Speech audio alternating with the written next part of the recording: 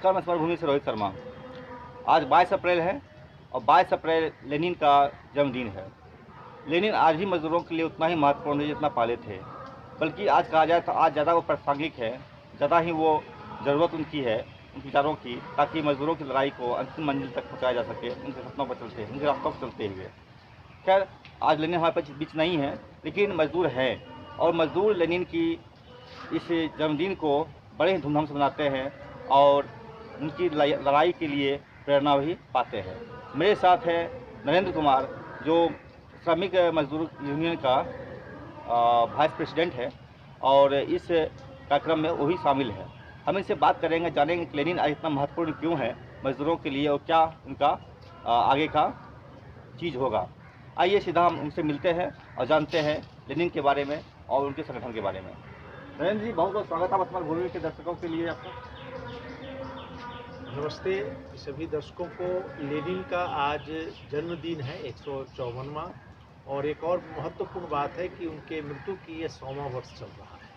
इसलिए इस पूरे वर्ष में किसी न किसी रूप में लेनिन और लेनिनवाद पे चर्चा हमारी यूनियन बिहार निर्माण व संगठित श्रमिक यूनियन लगातार इस ढंग का आयोजन करेगा और कोशिश होगी कि अन्य मजदूर यूनियनों को लेकर के मजदूर को और तमाम मेहनतकशों को लेनिन और लेनिनवाद के बारे में बताया जाए। मार्क्सवाद के बाद लेनिनवाद का महत्व इसलिए भी बढ़ गया क्योंकि मार्क्स जिस जमाने में पूंजी लिख रहे थे उस दौर में पूंजीवाद विकास कर रहा था और पूंजी जहाँ पे लगी हुई थी, जहाँ पर कारखाने थे, वहाँ शोषण हो रहा था, वहाँ से माल दूसरी जगह जा रहा था। लेकिन 20वीं सदी के शुरुआत में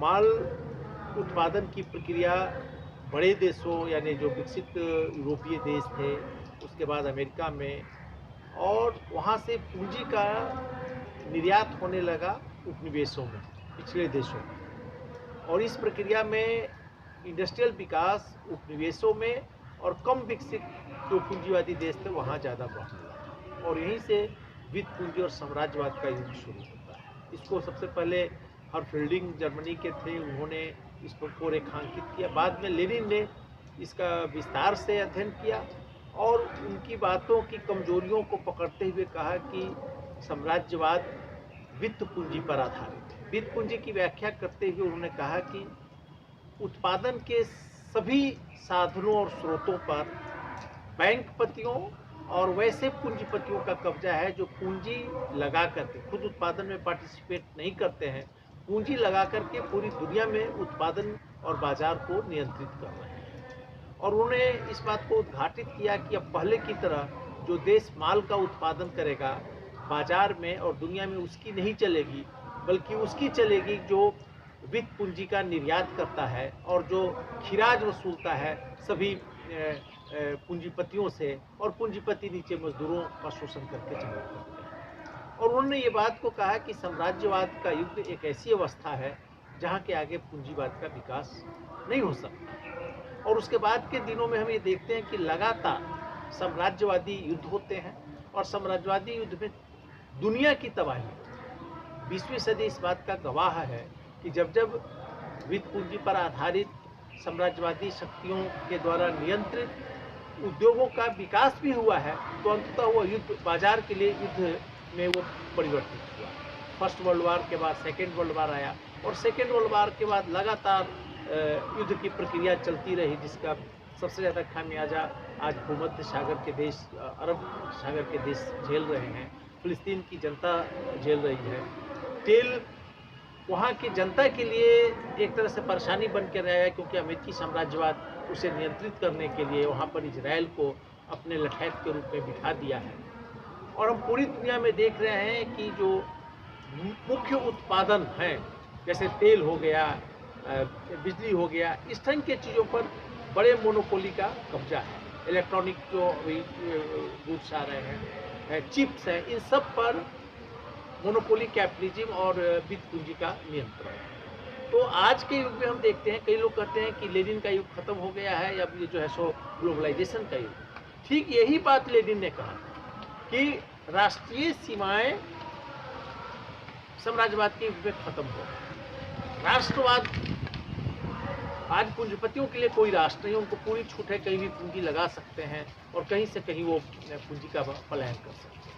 मजदूरों पर, मेहनत कशों पर भले प्रतिबंध है। मिनटों में एक पूंजीपति अरबों रुपया एक देश से दूसरे देश में ले जाते हैं और एक देश की आप पूरे इकोनॉमी को, इंडस्ट्री को तबाह कर देते हैं। जैसे जॉर्ज सोरोस ने 20वीं सदी के अंत में जो एशियन टाइगर कहे जाते थे, साउथ एशिया के जो थे देश, उसमें एकदम उनकी इकोनॉमी को तबाह कर दिया, उनके मुद्रा को गिराकर। तो आज ये आप पूरा देखिए कि अफ्रीका की धरती और उसके खनिज क्षमता को लूटने के लिए सारे देश, बड़े देश लगे हुए हैं। चीन भी उसमें शामिल है, भारत भी उसमें शामिल है और भारत में खुद जो है सो प्राकृतिक जो संपदा है उसको लूटने के लिए फाइनेंस कैपिटल यहाँ पर लगा हुआ।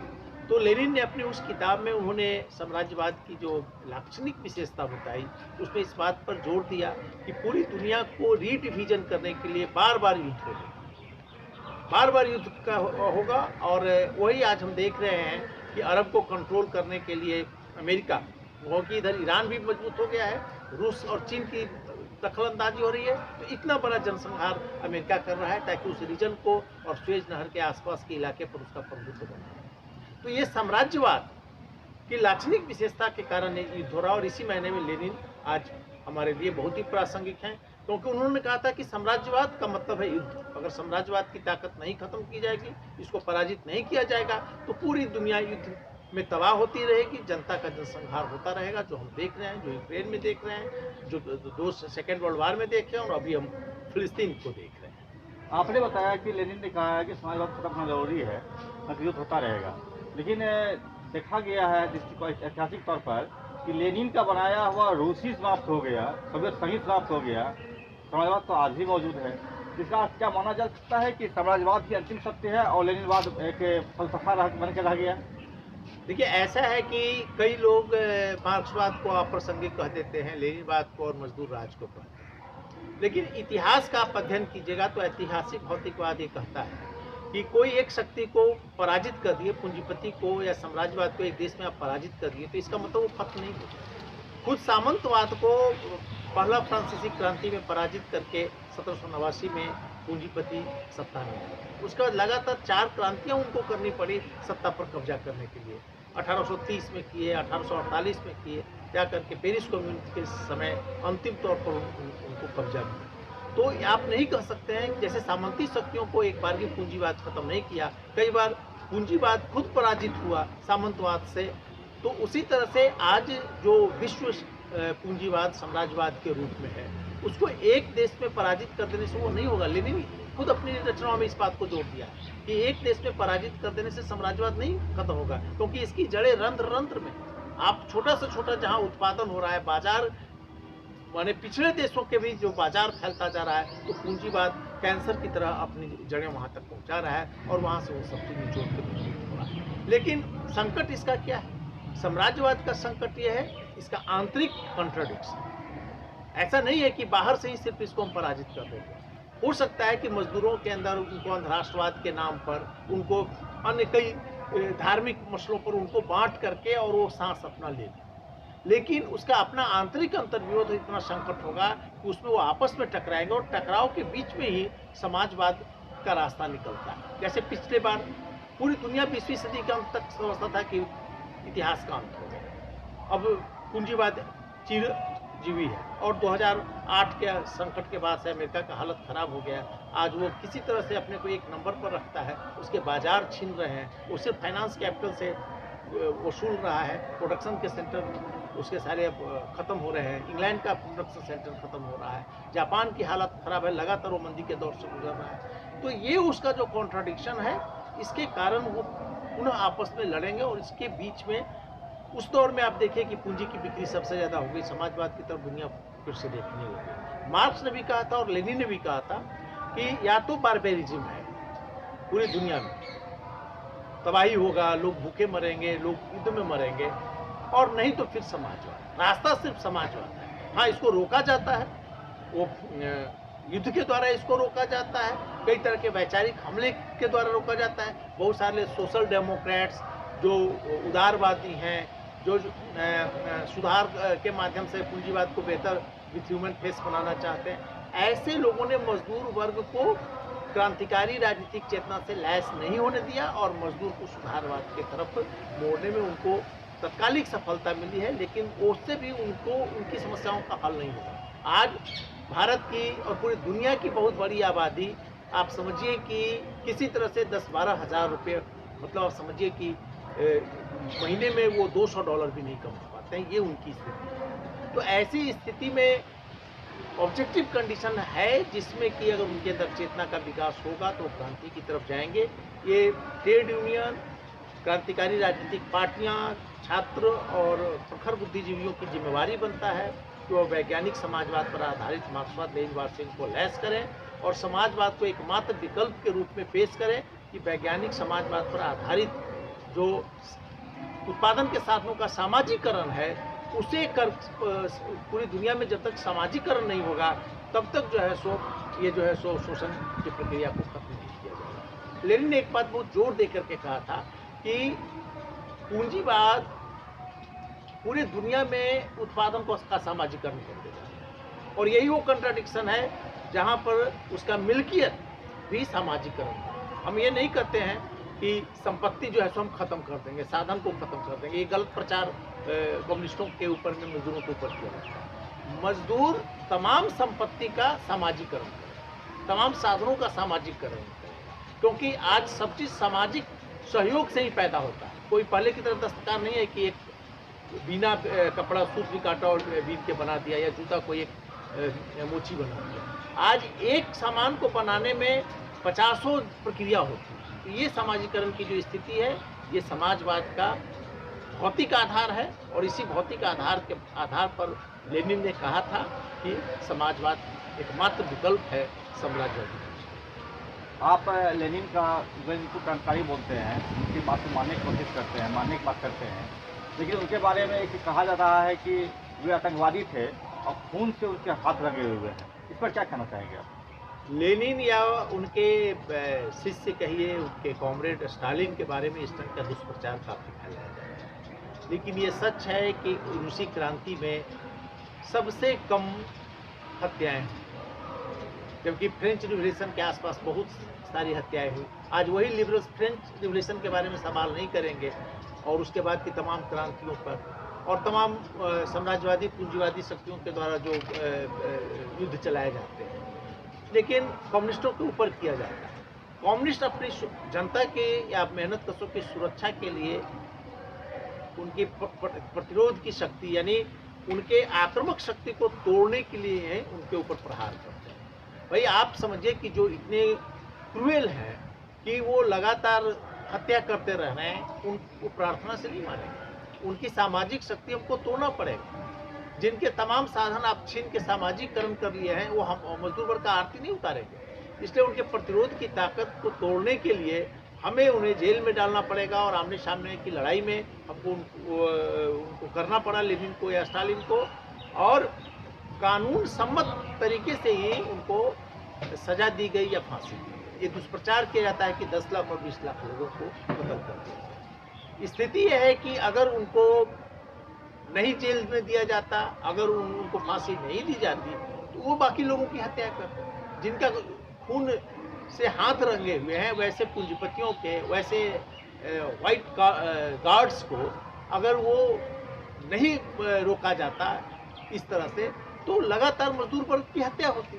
तो आप बताएं कि आपको उनकी हत्या दिखती है, उनके द्वारा की जा रही हत्याएं नहीं दिखती है। वर्ग संघर्ष की जो स्थिति है पूरी दुनिया में, पूरे इतिहास में, उसमें यही रहा है कि जब एक उत्पीड़ित समाज, शोषित समाज, शोषित वर्ग अपने साधनों पर नियंत्रण करता है तो उसके ऊपर हमले होते हैं। तो हमले के प्रतिरोध में जब जवाबी कार्रवाई होती है तो इस तरह की घटनाएं घटती है और वो पूरी दुनिया में लाजमी है, उसको कोई नहीं रोक सकता है।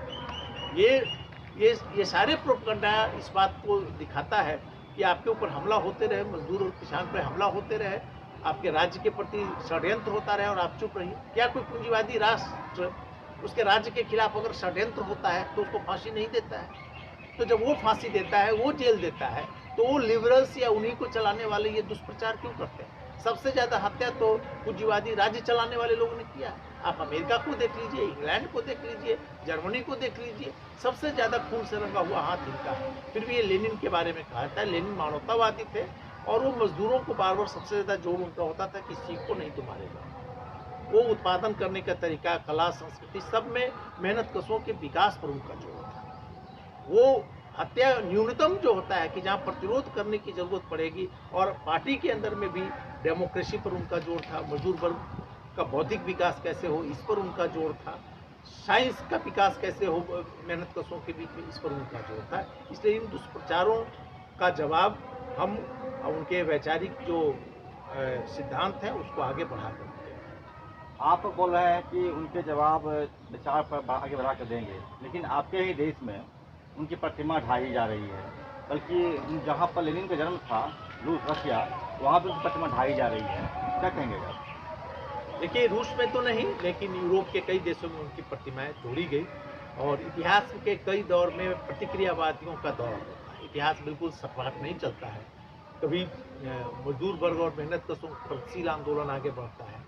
कभी-कभी जब हम फेल करते हैं, उनके पास प्रोपेगेंडा का इतना साधन है। आप देख ही रहे हैं कि भारत में प्रोपेगेंडा के बल पर एक प्रतिक्रियावादी पार्टी कितना मजबूती से शासन किया। तो इसके पीछे फाइनेंस कैपिटल है, मोनोपोली कैपिटलिज्म का पूंजी है। प्रचार में तो उनके आगे हम ये आ नहीं सकते हैं। और जो व्यापक जनता और खास करके व्यापक मिडिल क्लास के अंदर यह भय और ये वातावरण बनाया जाता है कि जब कम्युनिस्ट आएंगे, मजदूर सत्ता में आएंगे तो आपकी संपत्ति छीन ली जाएगी। तो इस कारण से एक व्यापक मिडिल क्लास जिसका कि पिछले 50 सालों में बहुत तेजी के साथ विकास हुआ है, ट्रिकल डाउन के रूप में जो बूंद बूंद पूंजीपतियों के शोषण से बचे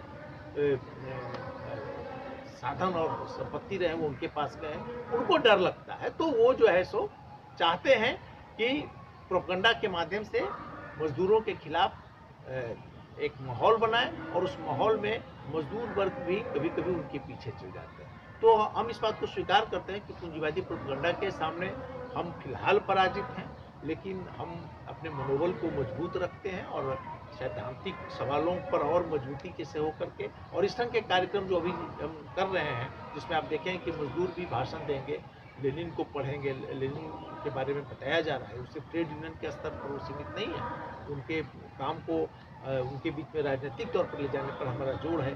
और यही कारण कि इतने पिछड़े मजदूरों के बीच में भी आज आप देखेंगे कि इसी कार्यक्रम में 10-12 मजदूर लेनिन के बारे में भाषण देंगे। तो ये प्रक्रिया स्लो एंड स्टडी है। हम पराजित हुए लेकिन हम हताश नहीं।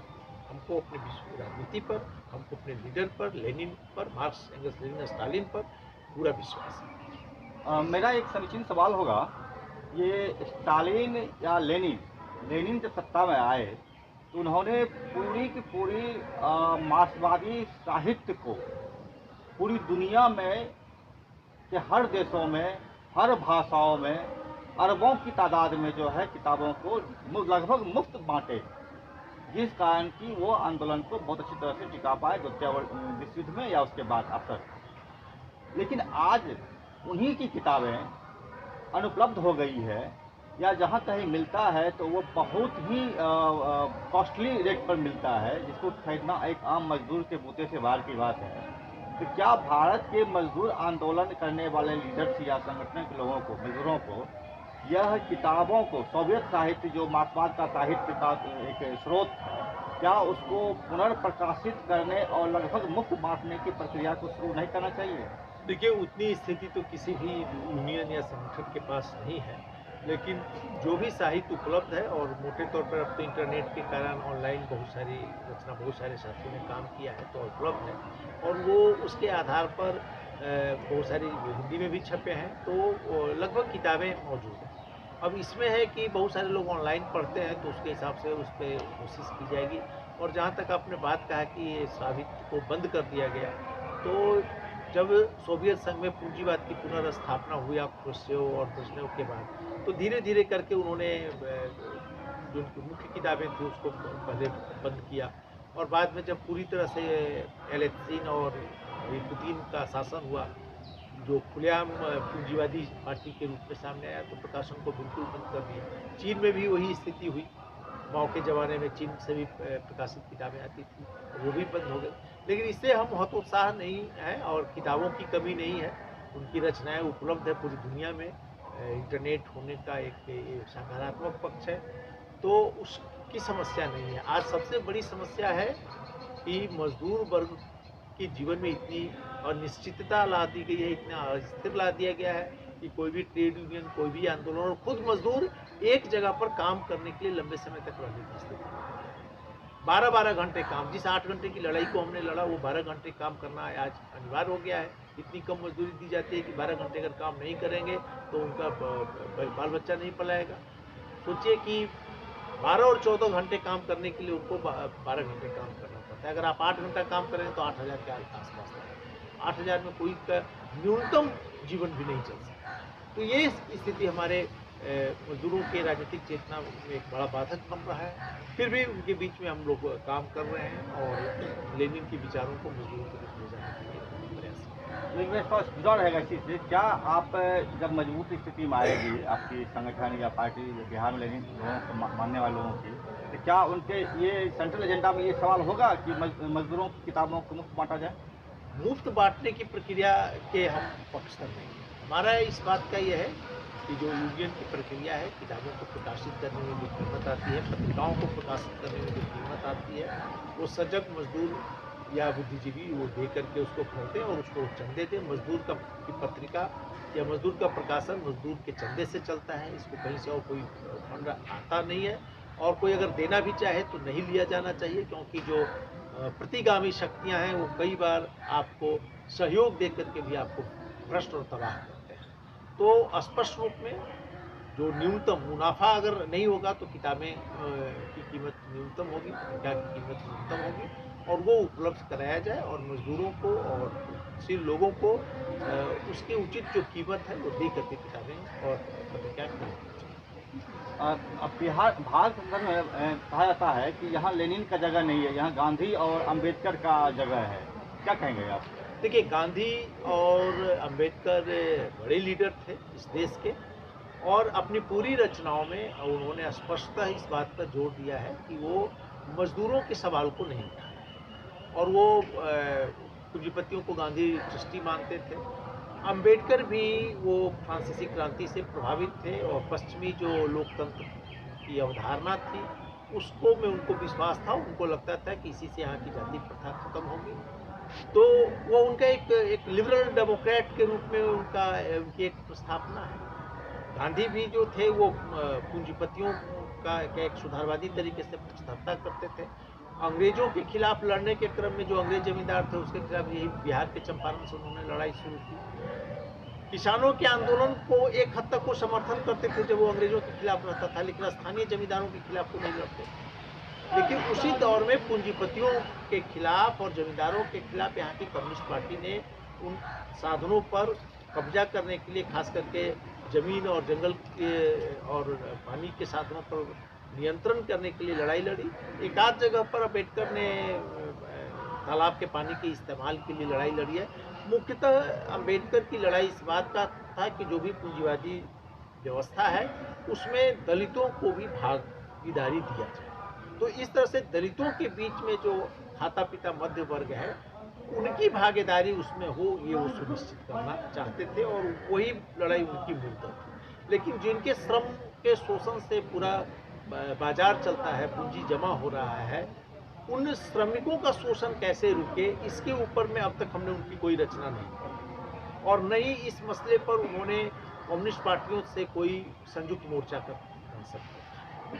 हाँ, अपने जीवन के अंतिम दिनों में जब वो निराश हो गए पार्लियामेंट्री डेमोक्रेसी और यहाँ के कांग्रेस से, तो सरकार से निकल के आए और नेपाल में और कई और अपनी रचनाओं में उन्होंने कहा कि भारत की जनता का जो कल्याण होगा, रास्ता निकलेगा, वो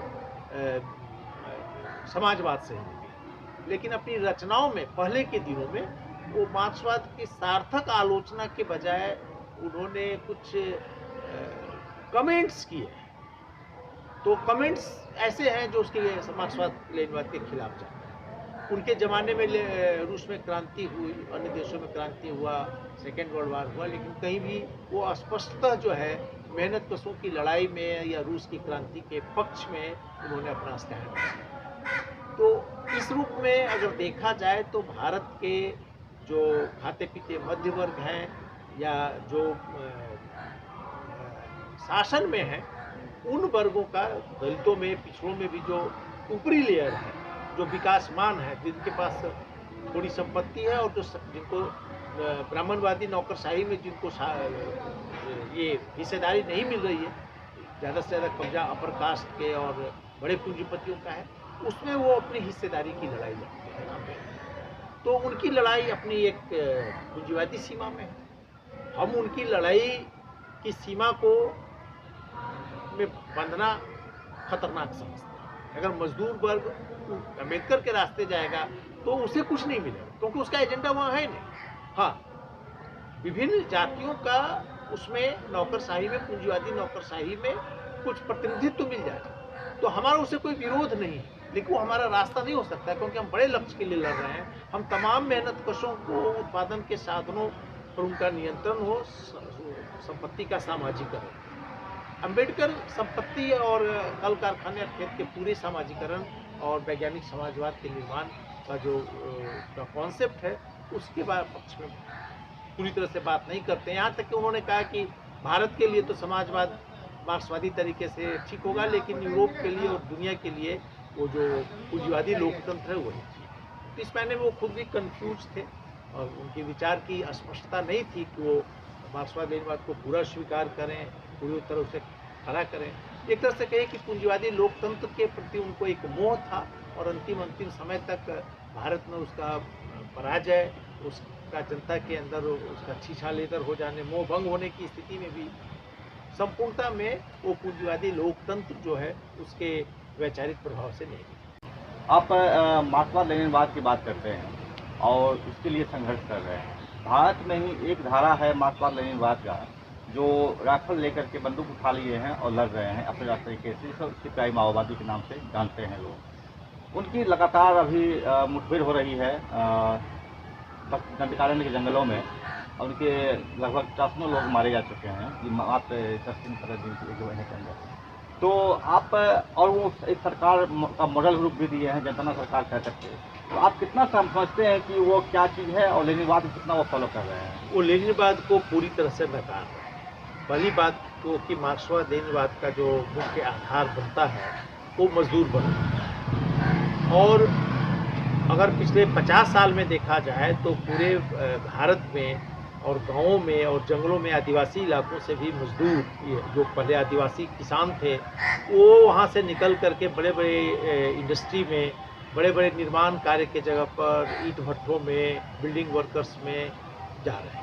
अब वैसे आदिवासियों को आप राइफल के बल पर नहीं टिका सकते हैं, क्योंकि साधनों की वहाँ बड़ी कमी है, और एक तरह से ये ऐतिहासिक भौतिकवाद की दिशा है उसको भी नकारना हुआ जबरदस्ती। और इनके तमाम ऐसी कोशिशों के बावजूद भी मजदूर शहरों में जा रहे हैं। और ये दुर्भाग्य की बात है कि उनकी बात तो छोड़ दीजिए, दूसरे भी जो कम्युनिस्ट पार्टी हैं या ट्रेड यूनियन है, वो बड़े जो इंडस्ट्रियल सेंटर्स हैं वहाँ पर मजदूरों को संगठित नहीं करते, जबकि उनकी छोटी छोटी लड़ाई के लिए वो मुहताज है।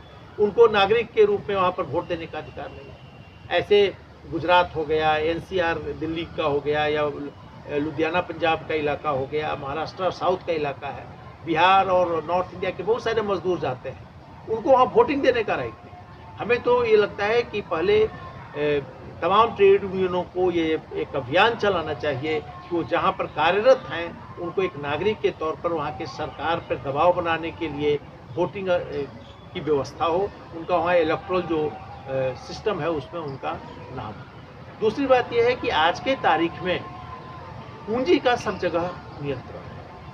आज गांव में सामंती शक्तियां नहीं हैं। गांव में जो बड़े सामंती शक्तियां था, या तो वो अपनी ज़मीन बेच दिए, या उनकी ज़मीन कुछ जगहों पर बांट भी दी गई, कुछ सरकार से, कुछ आंदोलन के दबाव में। तो आज वो पूंजीवादी फार्मर्स के रूप में लिए आज फार्म हाउस बन रहा है, गाँव में ट्रैक्टर आ रहा है, हार्वेस्टर से काम हो रहा है। पहले छोटे छोटे जो किसान थे वो भी अब ट्रैक्टर से काम करवा रहे हैं। तो ऐसी स्थिति में पुराने तरीके की जो लड़ाई लड़ रहे हैं उसकी बिल्कुल असफलता होगी, और वो धीरे धीरे इसीलिए पीछे जा रहे हैं। उनको ये देखना चाहिए, अगर वो ये मार्क्सवाद लेनिनवाद मानते तो उनको देखना चाहिए था कि जो आदिवासी मजदूर बन कर के जा रहे हैं गुजरात या एनसीआर में, जो बिहार और यूपी के और मध्य प्रदेश के गांवों से जा रहे हैं गुजरात और साउथ में या फिर एनसीआर में काम कर रहे हैं, वहाँ पर उनकी जो मांगे हैं, उनके जो नागरिक अधिकार हैं, उनकी जो राजनीतिक लड़ाई है, उन श्रम कानूनों के मसले पर जो उनको कोई जानकारी नहीं है और उस लड़ाई में वो शामिल नहीं है। कल्पना कीजिए कि अगर कोरोना के काल में इन लाखों मजदूरों के अंदर राजनीतिक चेतना होती और सरकार के खिलाफ वो राजनीतिक तौर पे लैस होकर के अपने अधिकारों के लिए सिर्फ बैठ जाते धरना पर, तो सरकार हिल जाती। लेकिन एक सिपाही आता है, उनको लाठी भांजता है और वो भाग खड़े होते हैं। एक इतनी ताकतवर शक्ति एक भीड़ में बदल जाती है और इसके लिए वे तमाम ट्रेड यूनियन या वे तमाम संगठन या बुद्धिजीवी जिम्मेवार हैं जो इस जो बहुत बड़ी जमात को, जो गांव से मजदूर बनकर के शहरों में जा रहे हैं, उनके अंदर विचारधारा का काम, उनको संगठित करने का काम, उनको सरकार और पूंजी के खिलाफ अपने अधिकारों के लिए संघर्ष करने के लिए नहीं सिखा रहे हैं। लेकिन अब इसी दौर में, आप जब कोरोना काल की बात कर रहे हैं, उसी दौर में मजदूरों ने मूवमेंट नहीं किया, लेकिन किसानों ने बहुत ही बड़ी मूवमेंट किया और 13 महीने सड़कों पर रहे, लाठियाँ खाई, शहादतें दी, फिर भी वो हिले नहीं। तो क्या नहीं लगता है कि भारत में मजदूर से अधिक और किसान ताकतवर है? अब मजदूरों को किसानों के साथ में एकजुट होना चाहिए। मजदूर और किसानों की एकता अवश्य होनी चाहिए, लेकिन जहाँ तक किसान आंदोलन का सवाल है, तो किसान भी छोटी पूंजी के मालिक होते हैं, वो टूपूंजिया वर्ग, उनके पास ज़मीन है, उनके पास उनका अपना उत्पादित अनाज है। तो बड़ी पूंजी नरेंद्र मोदी के नेतृत्व में, भाजपा के नेतृत्व में जो मोनोपोली कैपिटलिस्ट है, जिसके अभी अडानी और अंबानी प्रतिनिधित्व कर रहे हैं, टाटा प्रतिनिधित्व कर रहे हैं, बिरला प्रतिनिधित्व कर रहे हैं, ये लोग छोटी पूंजी को खा जाना चाहते हैं। वो चाहते हैं कि छोटे किसान खेती से निकले और बड़े बड़े फार्म हाउस हम बनाएं और बड़े बड़े गोडाउन में अनाज को हम जमा करके रखें और फिर ब्लैक मार्केटिंग करें। तो इस रूप में जो छोटे किसानों की लड़ाई थी, हम उसके साथ हैं और मजदूर को भी उनके साथ आना चाहिए, क्योंकि मोनोपोली जब किसी भी क्षेत्र में किसी भी वर्ग का हो जाएगा तो उन तमाम साधनों में ब्लैक मार्केटिंग काफ़ी बढ़ेगी और ये सरकार वही कराना चाहती है। जब तक समाज में छोटे उत्पादक रहते हैं, वो मोनोपोली कैपिटलिज्म के भोजन बनने की अवस्था में रहते हैं। इसीलिए कई बार साम्राज्यवाद और मोनोपोली कैपिटलिज्म छोटे उत्पादकों को बढ़ावा देता है, स्मॉल इंडस्ट्रीज को बढ़ावा देता है, सरकार के माध्यम से बढ़ावा देता है, और फिर वो फेल करते हैं तो उनको उनकी पूंजी को बटोर करके ये मालदार बनते हैं। लेनिन अपनी किताब में imperialism is the highest stage of capitalism में इस बात की व्याख्या बड़ी बेहतरीन ढंग से किया है, सबों को पढ़ना चाहिए। तो किसान आंदोलन को हम उस रूप में समर्थन करते हैं, उनके साथ खड़ा होते हैं, मजदूर भी उनके साथ खड़ा होते हैं। लेकिन इसी में किसान भी एक तरह के नहीं, छोटे किसान जो अपने श्रम पर खेती करते हैं, ट्रैक्टर चलाते हैं, उनकी बात पूरी तरह से हम उनके साथ, उनके मांगों के साथ है। लेकिन इसमें बहुत सारे ऐसे भी किसान हैं, पूंजीवादी फार्मर, जो मजदूरों के, खेत मजदूरों के शोषण पर आधारित है। तो इस किसान आंदोलन की एकता के नाम पर किसी भी रूप में खेत मजदूरों की लड़ाई कमज़ोर नहीं होनी चाहिए। जहाँ भी खेत मजदूर बड़े किसानों के खिलाफ लड़ाई करेंगे, हम उनके साथ खड़ा होंगे। बल्कि हम तो ये कहेंगे कि मजदूरों को, तमाम खेत मजदूरों का भी आंदोलन संगठित करना चाहिए।